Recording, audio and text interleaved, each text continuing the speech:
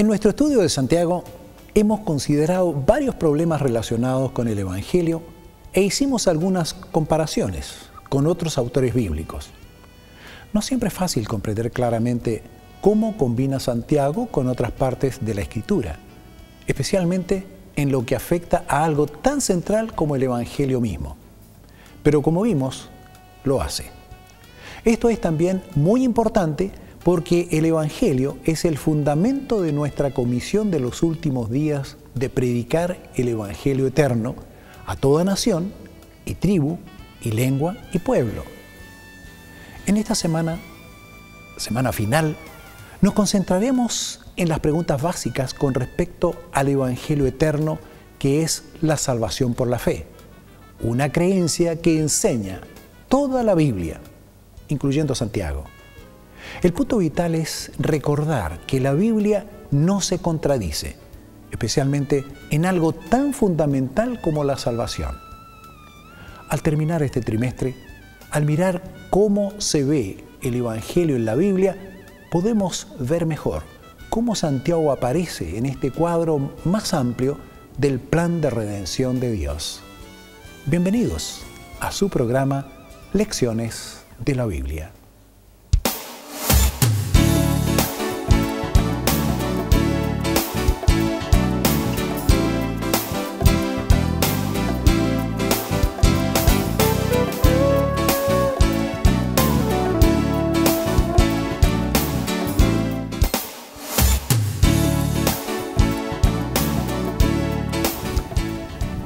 Bienvenidos nuevamente a su programa Lecciones de la Biblia. Ya le habíamos dado la bienvenida en la presentación, pero nunca está de más. Nos sentimos contentos de poder estar con usted en este programa. Bueno, vamos a continuar con nuestra conversación y en esta oportunidad tengo el gusto nuevamente de estar con mi compañero y amigo, Óscar Lefiguala. Gracias, Óscar, por estar con nosotros. Gracias porque siempre las conversaciones contigo resultan muy interesantes debido al dominio que tienes de las lenguas bíblicas, lo que encontramos en las Sagradas Escrituras, que siempre nos enriquece. Gracias, Horacio, pero el que más se enriquece soy yo. Pero esto es para compartir con los demás. Claro que sí.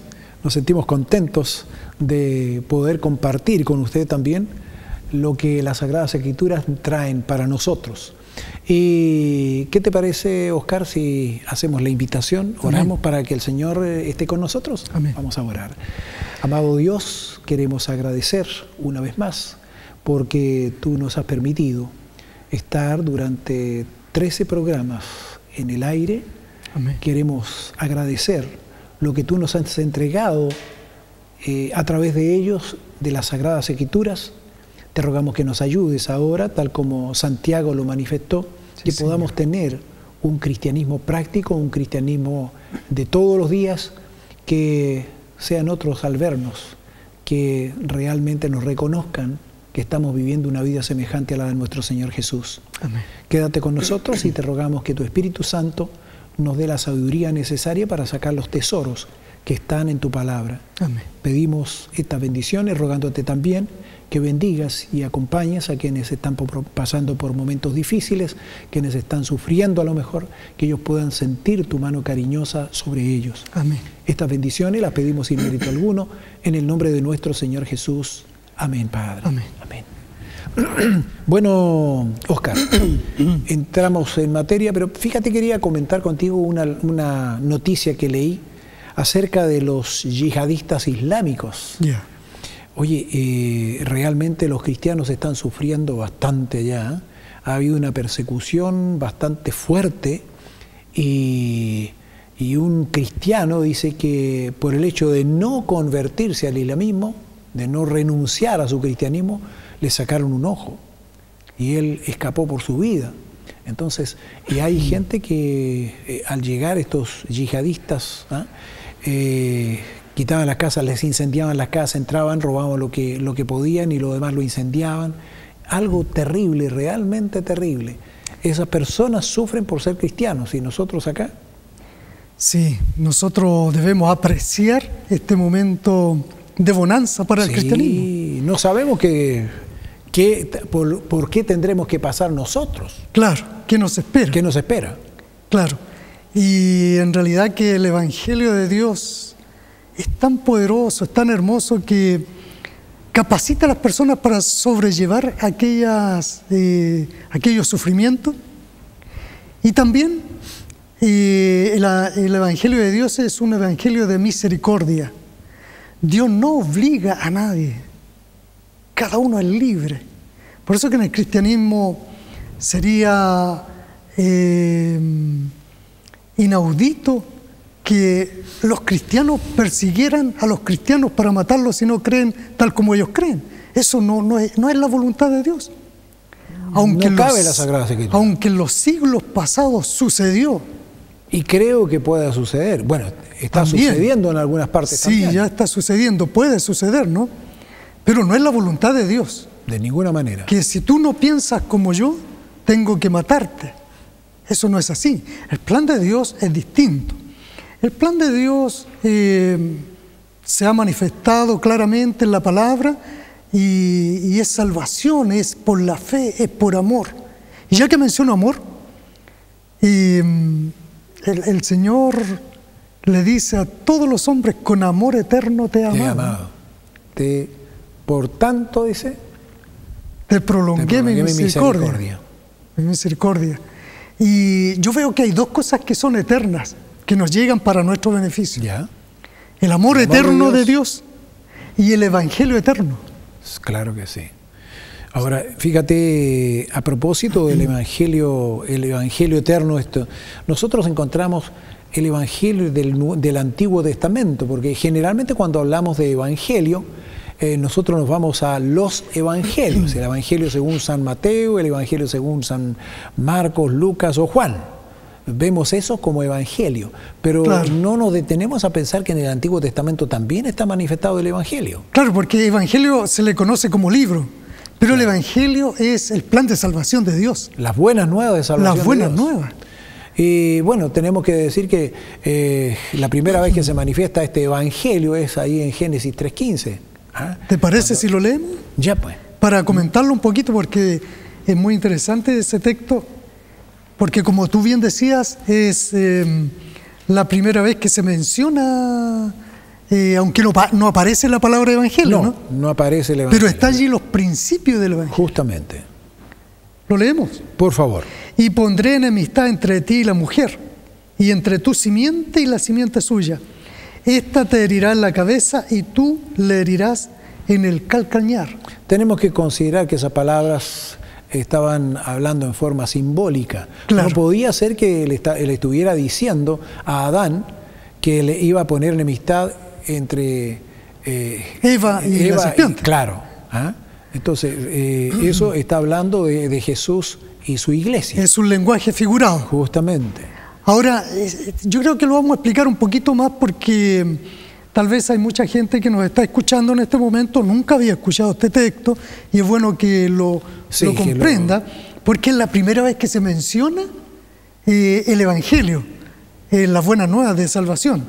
Bueno, en primer lugar aquí está Adán y Eva frente a Dios. Y Dios, después de conversar con ellos, se dirige a la serpiente. Y aquí este diálogo es con la serpiente. Y le dice, pondré enemistad entre ti, dirigiéndose a la serpiente, y la mujer. No Eva. No Eva. Pero en este caso la serpiente y Eva eran símbolos. La serpiente era símbolo de Satanás y Eva símbolo de la iglesia. De la iglesia. ¿Y quién iba a ser enemigo eterno de la iglesia? Satanás. Claro. Entonces la enemistad iba a estar entre Satanás y la iglesia. ¿Qué más dice? Entre tu simiente y la simiente suya. En cuanto a esta simiente de la mujer, aquí tenemos una explicación extra que la da el apóstol Pablo. ¿Ya? Y dice que la simiente que habla aquí no es cualquier simiente, sino que es una simiente. Y esa simiente es Cristo. Cristo. Cristo es la simiente. Así que en el fondo, Si Satanás iba a odiar el pueblo de Dios o la iglesia de Dios, estaba odiando en forma indirecta a Cristo. La simiente. La simiente. Claro que la sí. simiente. Y continúa diciendo, esta te herirá en la cabeza. Es decir, la simiente de la mujer, que era Cristo, iba a herir en la cabeza a la serpiente. Una herida que es mortal. Mortal. La cabeza, la herida es mortal. Claro, porque la serpiente tú la puedes cortar en parte y no muere, ¿no?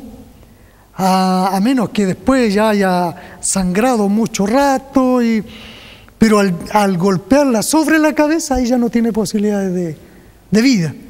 Por lo tanto, Cristo le da un golpe a Satanás en la cabeza. ¿Cuándo le dio ese golpe? Cuando Cristo muere en la cruz del Calvario.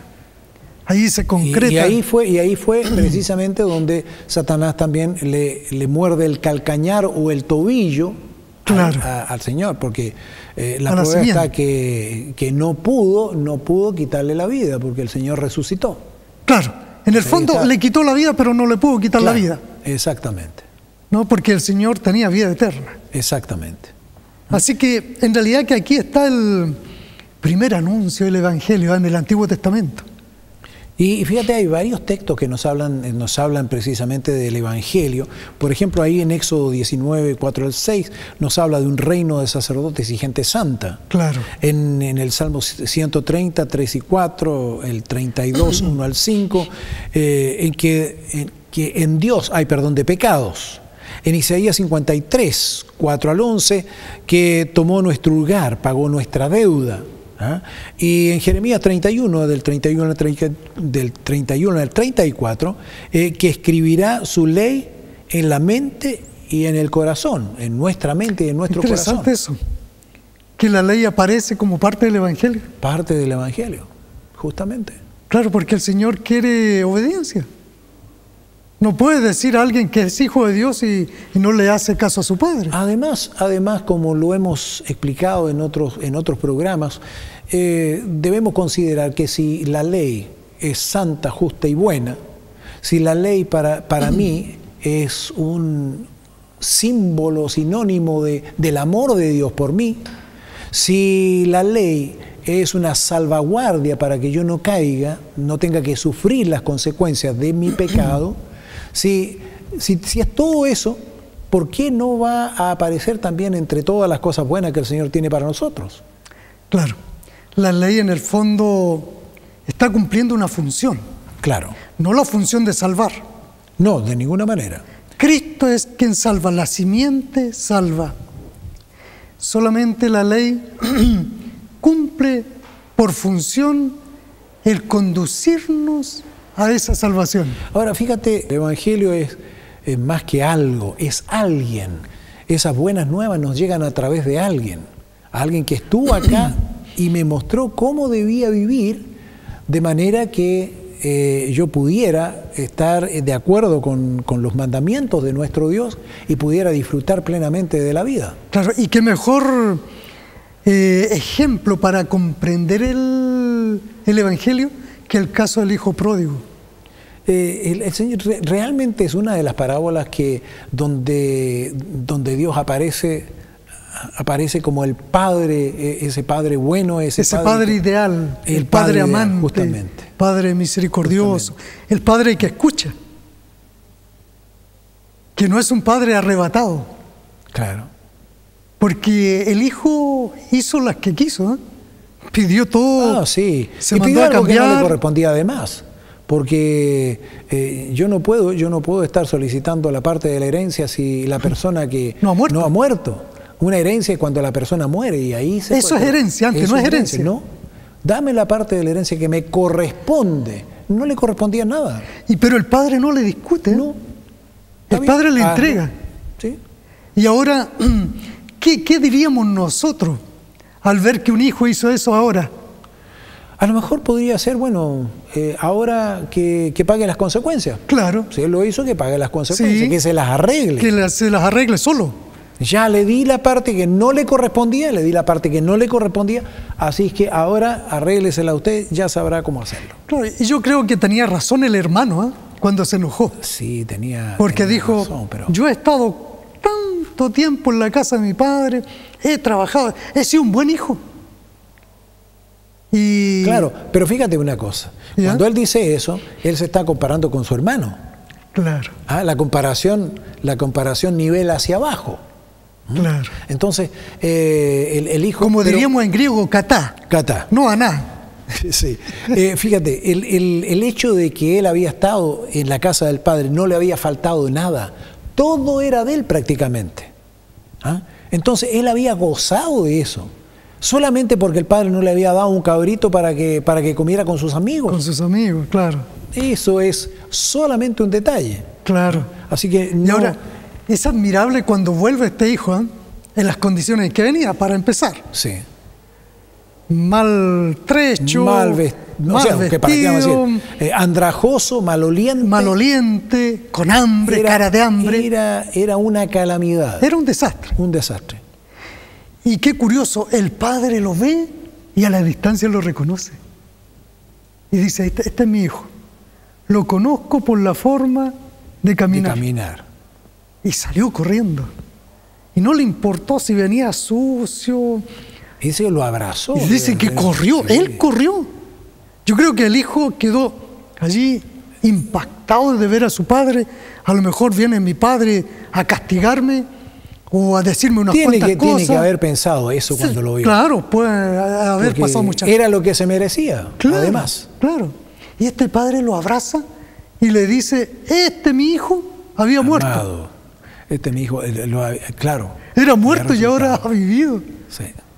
Bueno, yo creo que si todo eso lo aplicamos al Evangelio, corresponde. Claro que corresponde. Bien precisa la parábola de Jesús. Oye, Oscar, el tiempo nos alcanzó y tenemos que hacer un breve paréntesis en nuestra conversación. Así es que le vamos a pedir a usted que no se aparte. Que tenga misericordia. Tenga misericordia. Paciencia. Claro. Ya estamos de vuelta.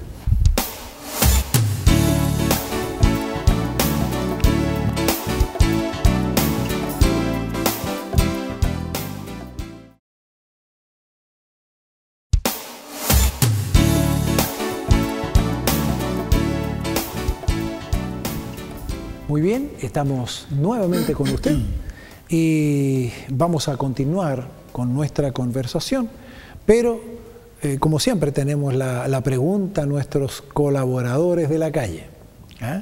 Salimos a la calle y le preguntamos a la persona ¿qué entendía por salvación? Claro. ¿Qué le parecía la salvación? ¿Qué era para ella la salvación? Y fíjate lo que nos contestaron. Vamos a ver qué nos contestaron.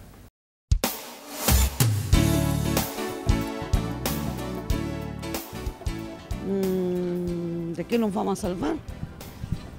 ¿De la mugre que hay en el mundo? ¿De qué otra cosa más? Creo que es la búsqueda de una oportunidad dentro de la vida, buscando recursos porque la gente se sienta agobiada y de alguna manera necesita en cierta manera en qué creer. No sé, pues será no estar cuando venga el acabamundo, no sé, pues morir antes y no estar en ese momento. No. Dejémosla ahí nomás, sin comentarios. No hay de qué salvarnos, yo creo, en este mundo. O sea, depende de cómo usted viva la vida. Si uno tiene una vida ordenada, usted es buena persona, buena con los vecinos, buena con sus semejantes. Si tiene para dar, usted da un pan, y si no tiene nada para darlo, no lo da nada, po. Salvación, salvar nuestras almas, pues creo. Eso yo entiendo por salvarse, porque salvar, por ejemplo, que me caen no, pero salvación es la que da el Señor, salvarse de Él. Esa es la palabra del Señor. No, mi hijo, para nada. Porque yo creo que la salvación tenemos que nosotros estar unidos y ser más buenos, ¿no? Porque la salvación no sé, hijo, no te puedo responder más allá. Pero que sigamos adelante, sí. Salvación para mí tiene que ver un poco con algo espiritual, una cosa universal. Tiene que ver con algo que va más allá de uno personalmente, sino que tiene que ver con un colectivo. Si no, no hay salvación. Eso no existe, Pablo. ¿Dónde está Dios? que nos estamos matando unos a otros, tenemos guerra en su propia tierra donde nació. ¿Dónde está Él? Los niños están muriendo con pestes en África. ¿Dónde está Él? ¿Quién nos va a salvar de qué? Tenemos que salvar a nosotros mismos, jefe. Dios no existe.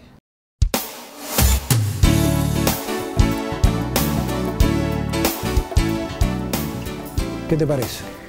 Interesante las respuestas. Bastante gente no cree, ¿eh? No cree en Dios. No cree en Dios. Yo creo que están decepcionadas de la vida. Posiblemente. Creo que eso es... algo les puede haber ocurrido. Sí, yo creo que se nota una desesperanza, claro, en la gente. No creen nada, no esperan nada.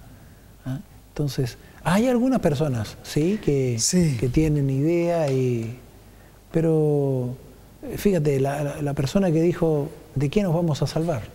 De la inmundicia de este mundo, dijo. Claro. Algo así. Desgraciadamente... Pero reconoció que este mundo tiene mucha inmundicia, ¿no? Sí. Aquí hay algo que hacer, hay algo que cambiar. Bueno, para eso está el Evangelio. Bueno, se pensará, se puede llegar... Bueno, y estaban hablando de Santiago, ¿y qué pasó con Santiago? ¿Por qué ahora se cambian al Evangelio? ¿Por qué ahora aparece Pablo y aparecen otros personajes? Bueno, creo que tenemos que reconocer que se decía que Santiago estaba en contra de la justificación por la fe prácticamente. Santiago estaba enseñando que había salvación por obras, todo eso, a pesar de que no es así, ya lo hemos conversado sobre eso, pero quisimos en esta última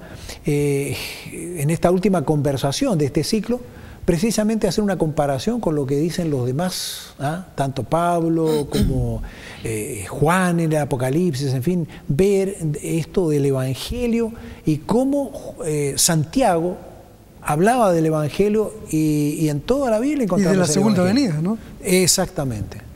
Bueno, ese es el objetivo ahora. Y en este momento podríamos ver qué dice el apóstol Pablo respecto al Evangelio, ¿no? Y algo curioso, el apóstol Pablo se convirtió a Jesús leyendo el Antiguo Testamento. Sí, porque Pablo en ese tiempo no había Nuevo Testamento. No había Nuevo Testamento. No existía Además el Nuevo Testamento. Él mismo fue quien escribió la mayor parte del Nuevo Testamento. Además. Así que él se convirtió leyendo el Evangelio del Antiguo Testamento. Y sabes algo más, yo quería mencionarte que no es solamente Pablo, sino que Martín Lutero, recuerdas que Martín Lutero hizo toda una revolución en el de la aspecto justificación religioso? Por la fe. Justificación por la fe. Y él encontró precisamente la justificación por la fe en un texto que Pablo había traído desde el Antiguo Testamento. Ese mismo evangelio que le dijo que esas buenas nuevas, que le habló de que la fe es suficiente para que nosotros podamos ser salvos. Más el justo por la fe vivirá. Justamente. Bueno, el profeta Habacuc lo menciona. Claro. Y él lo toma del Antiguo Testamento para traerlo y hacerlo nuevo, ¿no? Así es. Lo hace nuevo. Entonces tenemos aquí la presencia del Evangelio en el Antiguo Testamento. Claro, y hay un reconocimiento que hace el apóstol Pablo. Y mira lo que dice en 2 de Corintios, capítulo 3, y aunque deberíamos leer unos 3 versículos, del 14 hasta el 16 para que quede el contexto, al menos el contexto inmediato. Correcto. Dice en 2 de Corintios, capítulo 3, del 14 hasta el 16, pero el entendimiento de ellos se embotó, porque hasta el día de hoy, cuando leen el Antiguo Pacto, mira aquí lo menciona, Antiguo Pacto. Mira.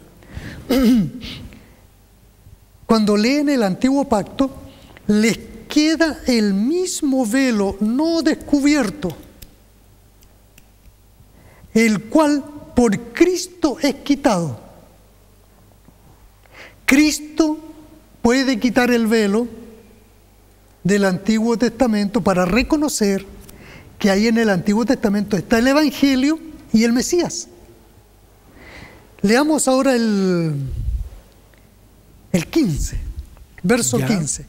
Y aún hasta el día de hoy, cuando se lee a Moisés, Mira, en el verso anterior se mencionaba como antiguo pacto. Sí. Ahora se lo menciona como Moisés. El velo está puesto sobre el corazón de ellos.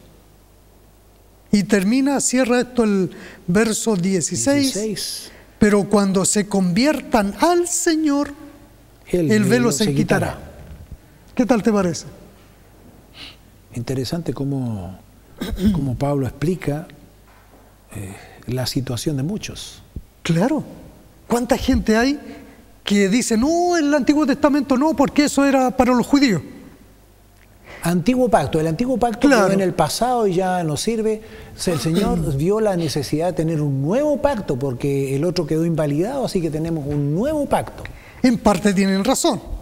El antiguo pacto fue invalidado. Sí. Pero no así los principios del Evangelio, que esos sí se encuentran en el antiguo pacto, porque el Nuevo Testamento no tendría validez alguna sin el antiguo. Porque ¿en qué se van a cimentar? Para decir, bueno, este es el Mesías. ¿Y cómo yo voy a reconocer al Mesías? ¿Dónde están las profecías para reconocer al Mesías? ¿Dónde están? ¿Te imaginas tú si así, con toda la información que tiene, han habido falsos cristos y falsos profetas? ¿Qué sería si no tuviésemos esa información? Correcto. ¿Te imaginas? Claro. Claro, si no hay un parámetro, si no hay promesas, si no hay profecías, si no hay principios a seguir. Sería todo el lote, es decir, cualquiera podría decir, yo soy Mesías. ¿Y cómo sabemos si es verdad o es mentira? Bueno, gracias a Dios que tenemos cómo hacer, cómo probar los espíritus si son de Dios, como claro, dice. Porque tenemos el Antiguo Testamento. Claro que sí. Claro. Y entonces, en este antiguo pacto o Antiguo Testamento, se puede encontrar el Evangelio y se puede encontrar al Mesías. Fíjate que solamente con el libro de Daniel, el libro de Daniel y Isaías. Claro. ¿No? Ese capítulo maravilloso de Isaías 53, en donde habla del Cordero que fue llevado, cargó el pecado de todos nosotros, y hace una descripción tan vívida del Mesías. Así que realmente es un evangelio puro. Lo mismo sucede con la profecía de Daniel, cuando me dice cuándo iba a nacer el Mesías, dónde iba a nacer, en fin, el tiempo exacto, y me muestra ahí que el Mesías iba a venir, y tengo todos los elementos. Claro, en la profecía de las 70 semanas. 70 semanas. Está todo explicado. Algún día podremos explicar eso a nuestros amigos, ¿no? Claro que sí. Bueno, pero ahora, ¿qué tal si hablamos del nuevo pacto? Porque esto, recién mencionamos aquí en la lectura el nuevo pacto, el antiguo pacto. Creo que sería bueno que viéramos qué tan nuevo es el nuevo y qué tan antiguo es el antiguo. Ah, me parece. Bueno, buen desafío. Ya, pues. Ya, pues mira, veamos. Te invito a que veamos en la pantalla un pequeño esquema que hemos preparado para que tal vez nuestros amigos puedan tomarse una idea general, ¿no? Ya. Aquí no está explicado la totalidad, esto es solamente una pincelada. Un esbozo. Claro, un esbozo, exactamente. Mira, allí tenemos la cruz, y quiero decirte que el nuevo pacto, está representado por la flecha de la parte superior. La flecha superior, allí donde apareció el nuevo pacto. Sí. Ese nuevo pacto tiene un comienzo que no se sabe cuándo es.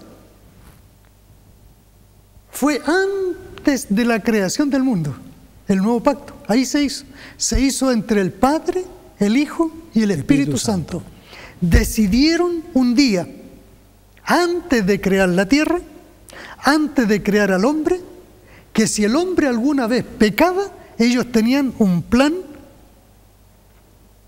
de emergencia para salvar al hombre. Ahora, ¿qué texto bíblico nos ayuda a llegar a esta conclusión del que del nuevo pacto fue... Mira, yo creo que sería bueno que leyéramos allí en Hebreos capítulo 13, verso 20.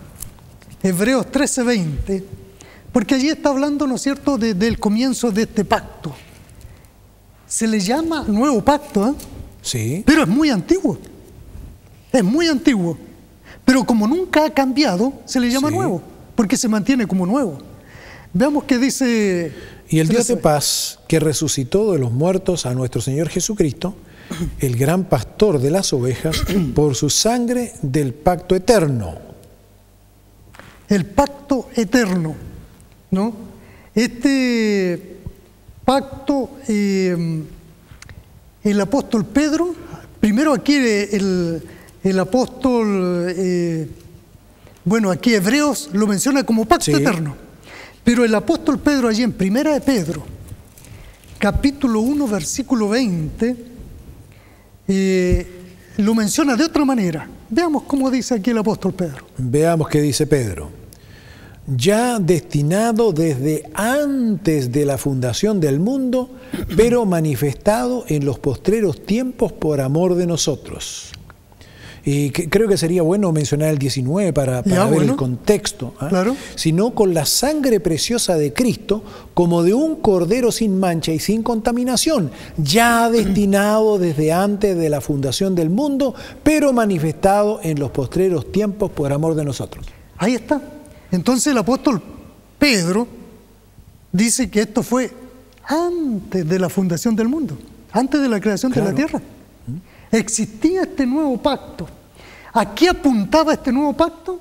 Este nuevo pacto apuntaba a la muerte de Cristo, que en un futuro distante vendría el Mesías para morir por los pecadores y poderles otorgar el perdón de los pecados y la salvación eterna.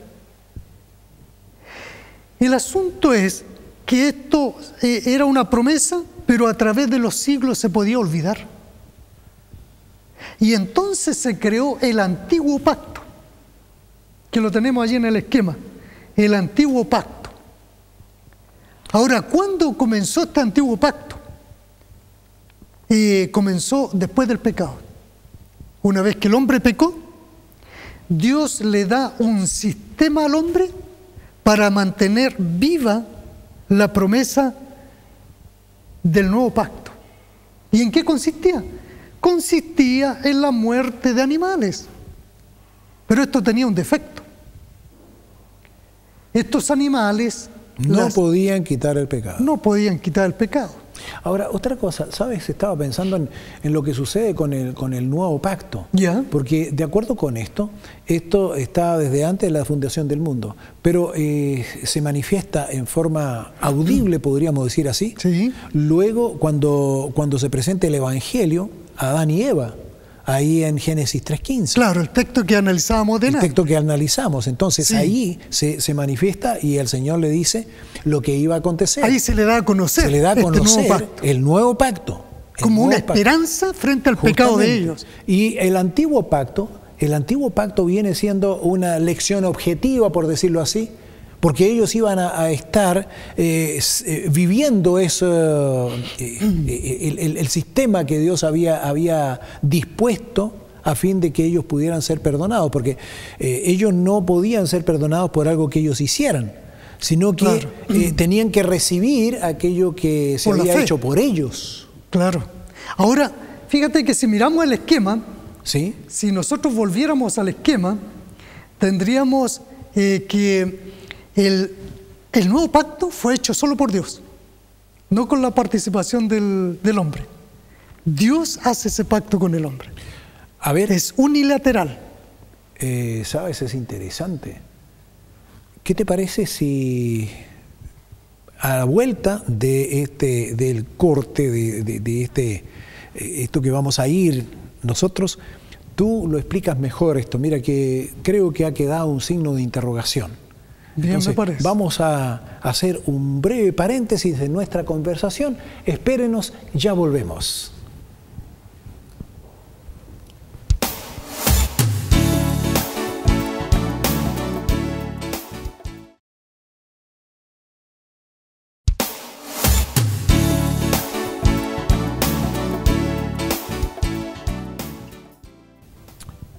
Qué bueno es poder contar aún con su compañía.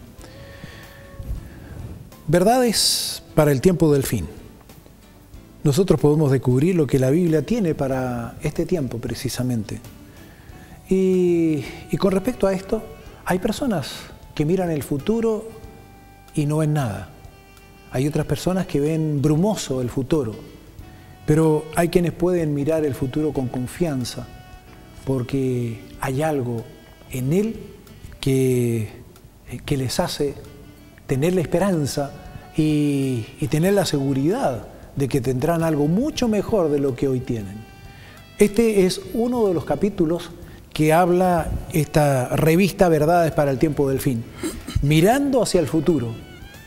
Usted puede adquirirla solamente con solicitarla a la dirección que aparece en pantalla. Se la enviaremos a vuelta de correo en forma gratuita y como un obsequio de su programa Lecciones de la Biblia. Solicítela. Bueno, Oscar, habíamos quedado en algo que tú nos planteaste, que es un pacto que solamente Dios lo hace solo, sin la participación del hombre. Es unilateral. Unilateral. El nuevo pacto. ¿Cómo puede hacerse un pacto unilateral? Dios promete, Dios hace un plan y lo da a conocer al hombre, pero el hombre no toma parte en él.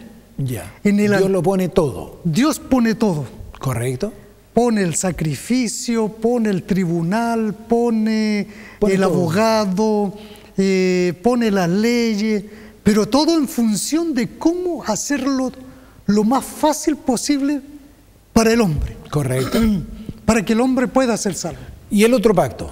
El segundo pacto es un pacto que el Señor lo da, y allí toma parte el hombre, en donde el hombre tiene que proporcionar obediencia, ¿ya? Sacrificando a los israelitas, sacrificando animales, corderitos, chivos. Ese es el antiguo pacto. Becerros, claro, becerros, distintos animales, y en algunos casos podían ser aves. Distintas ofrendas eran. Distintas ofrendas. Distintos tipos de ofrendas. Habían ofrendas cruentas e incruentas, sí, con sangre y sin sangre. Habían ofrendas que eran productos de la tierra. También. Pero este antiguo pacto tomaba parte el hombre, pero sufrió muchas veces inconsistencia por el lado del hombre. Porque el hombre no El hombre era el que fallaba. El hombre era el que fallaba. Caía en pecado, se iba en cautiverio, o era desobediente, o se iba en idolatría, adorando dioses ajenos. Se rebelaba contra Dios. Claro. Pero curiosamente, tanto el nuevo pacto como el antiguo apuntaban al mismo fin. A lo mismo, claro que sí. La salvación cruz, del... Sí. A la cruz del Calvario para obtener salvación gratuita. Así es. El problema del antiguo pacto en el pueblo de Israel fue que ellos pensaron que eso a ellos les daba un privilegio superior ante todos los seres humanos y que mediante ese sistema ellos eran salvos. Ellos obtenían la salvación por eso. No era que ellos eran salvos por esos rituales. Esos rituales tenían que llevarlo a recordar al Mesías venidero que moriría por ellos, como por todos los seres humanos del mundo. Y ahí viene el texto San Juan 3:16. Porque de tal manera amó Dios al mundo, no solo a los judíos. Sí. Que Dios a su Hijo. Hay algo que es importantísimo allí. Dice, para que todo aquel que en Él crea. Ahí está el Evangelio. Ahí está. La salvación por fe. Justamente. Todo aquel que en Él cree es salvo. No se pierda, mas tenga vida eterna. Es salvo. No por las obras. Ahora, cuando el apóstol Santiago mencionaba las obras, se está refiriendo que cada cristiano que ya aceptó a Cristo, ahora tiene que tener una fe viviente. ¿Cómo se tiene una fe viva? Obrando, obedeciendo. Así que el apóstol Santiago, cuando menciona la fe y las obras, le está hablando a esos cristianos que ya aceptaron a Cristo y están viviendo en Cristo. ¿Sabes una cosa? Eso me lleva a pensar que el Señor, cuando manifiesta el antiguo pacto, precisamente esto que ellos hacían, creo que les ayudaba a mantener la fe. Porque ellos tenían que recordar cuando cometían un pecado, tenían que llevar un corderito y ese corderito les recordaba el Mesías y toda su vida giraba en torno al santuario.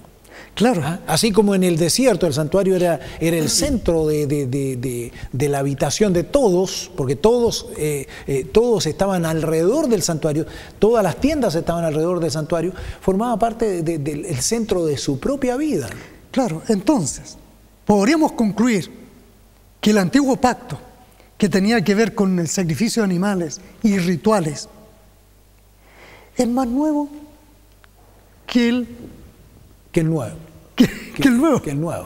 Claro. O sea, y el nuevo pacto es más antiguo. Es más antiguo. Que el antiguo. Sin embargo, los dos se cumplen en la cruz.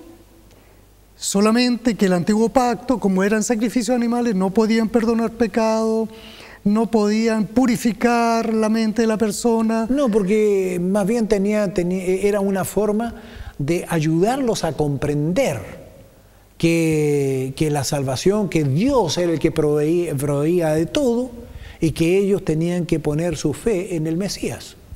Y entonces el profeta Jeremías al final dice, bueno, el Señor Jehová quiere hacer un nuevo pacto. Y dice, voy a hacer un nuevo pacto. Y en ese nuevo pacto voy a escribir la ley en la mente. En la mente y el corazón. El Evangelio, el nuevo pacto, la ley de Dios, allí como un todo. Pero bueno, estamos también hablando acerca de la segunda venida de Cristo. Y que el tiempo del fin se acerca. Y hay eventos que marcan señales del tiempo del fin. Bueno, esta sería la culminación del Evangelio. Claro. El Evangelio son las buenas nuevas de salvación. Aquí lo que tú estás diciendo ya está apuntando a la culminación del Evangelio, cuando todo esto tiene su cumplimiento. Claro. Y bueno, ahí como estamos a fin de año, sí, ¿cierto?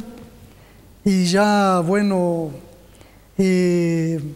en realidad que estamos en el tiempo de la Navidad y del Año Nuevo. Estamos en tiempo de hacer a lo mejor mirar lo que ha sido el año.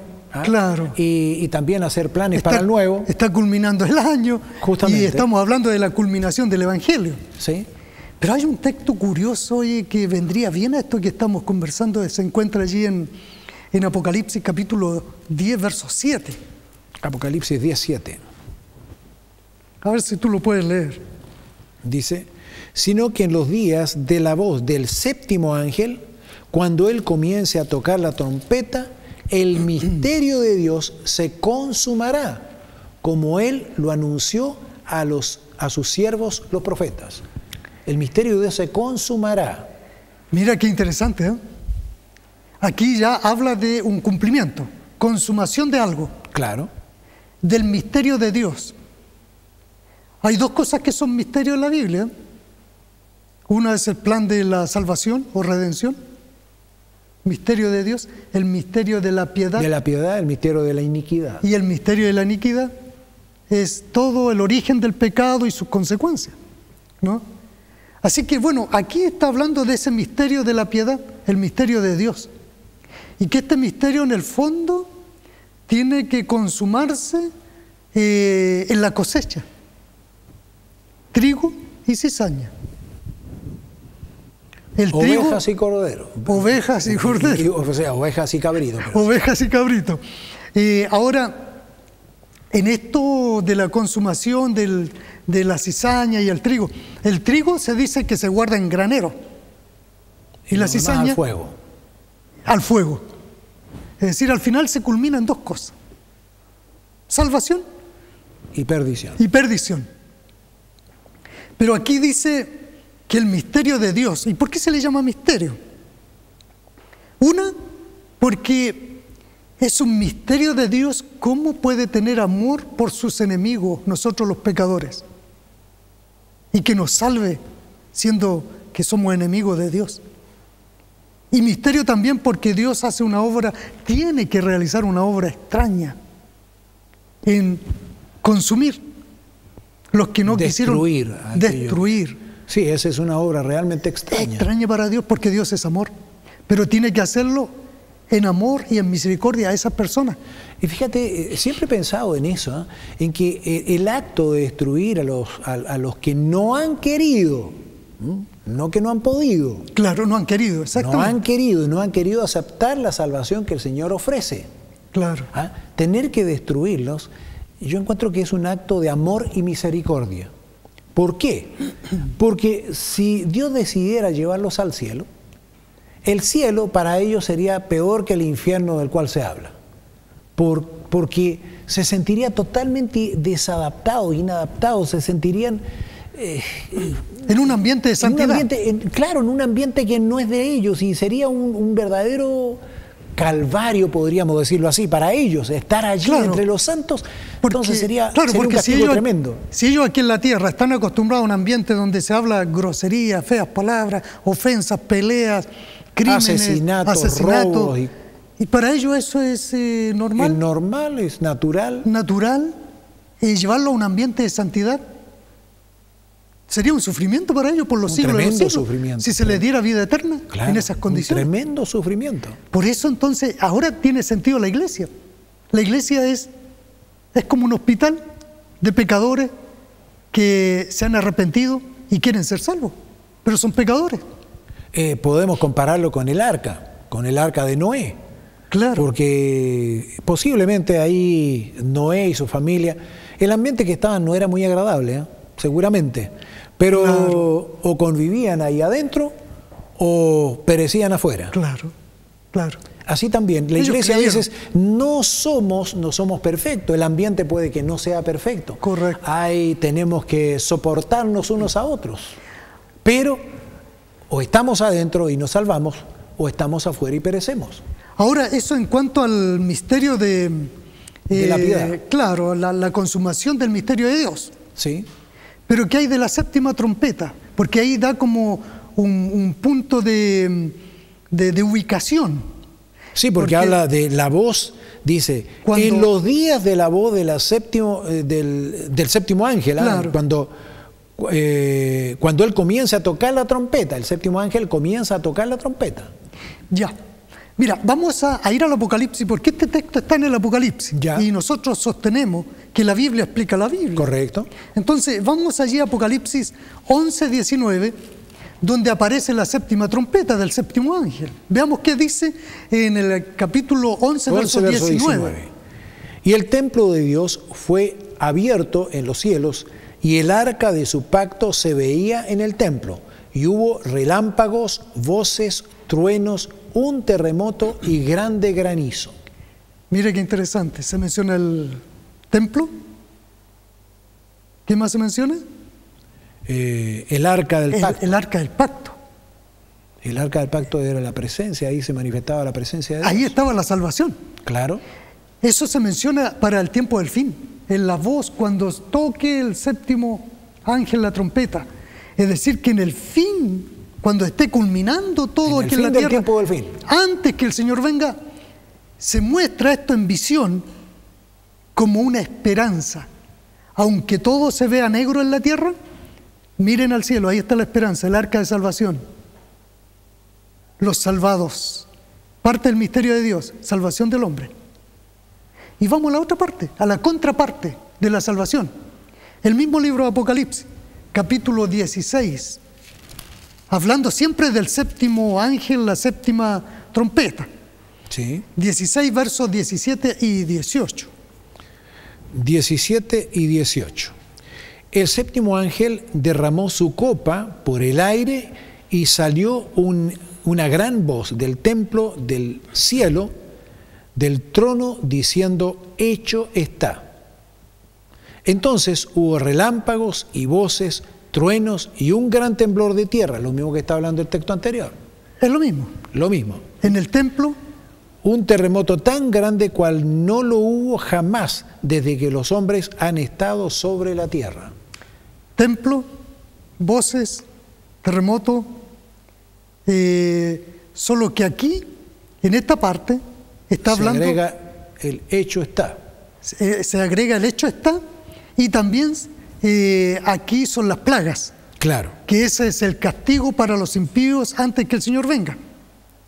Por lo tanto, esto del séptimo ángel, tanto en los sellos como en las plagas, contienen el misterio de Dios.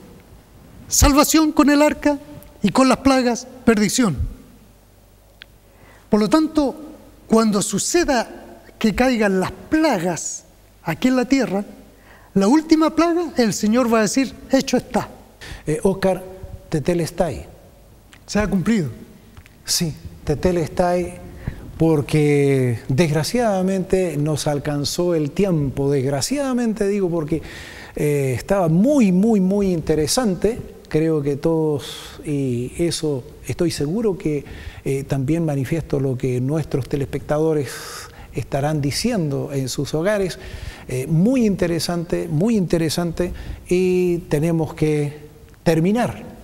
Así que te pido que hay algo, en breves palabras, que tú le digas a nuestros amables telespectadores. Sí, yo les diría que estamos en el fin del tiempo, en el fin del mundo, a las puertas.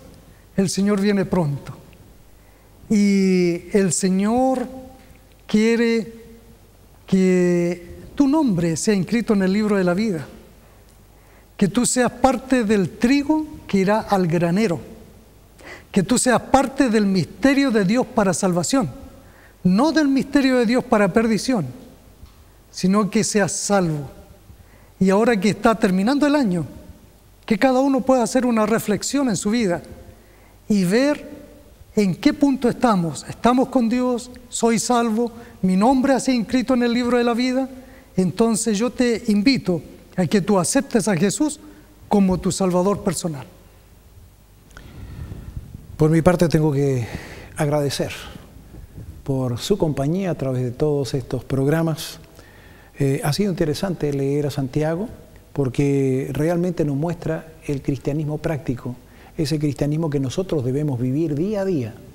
Ese cristianismo que no necesita que nosotros nos pongamos una polera que diga soy cristiano, sino que la gente lo va a reconocer por nuestra forma de actuar, nuestra forma de ser, nuestra forma de pensar, nuestra forma de servir, así como lo hizo el Maestro. Creo que Cristo vino a mostrarnos la forma como nosotros debemos vivir una vida con propósito. Y Santiago nos lo recuerda. Por eso vale la pena que nosotros tomemos en serio las palabras de Santiago y las apliquemos a nuestra vida. Creo que todos debemos hacerlo. Le invito a que usted también tome una determinación ahora para seguir al Maestro más de cerca, consagrarnos a Él cada mañana y pedirle que Él nos ayude para vivir ese día de acuerdo con su voluntad. Esto nos permitirá gozar de la vida y sobre todo mirar con seguridad el futuro, mirar hacia la vida eterna que ya podremos empezar a gozar aquí y ahora. Que el Señor le bendiga, un cariñoso abrazo para usted, nuestro mejor deseo, que el Señor le bendiga y será hasta una próxima oportunidad si Dios así lo permite. Gracias.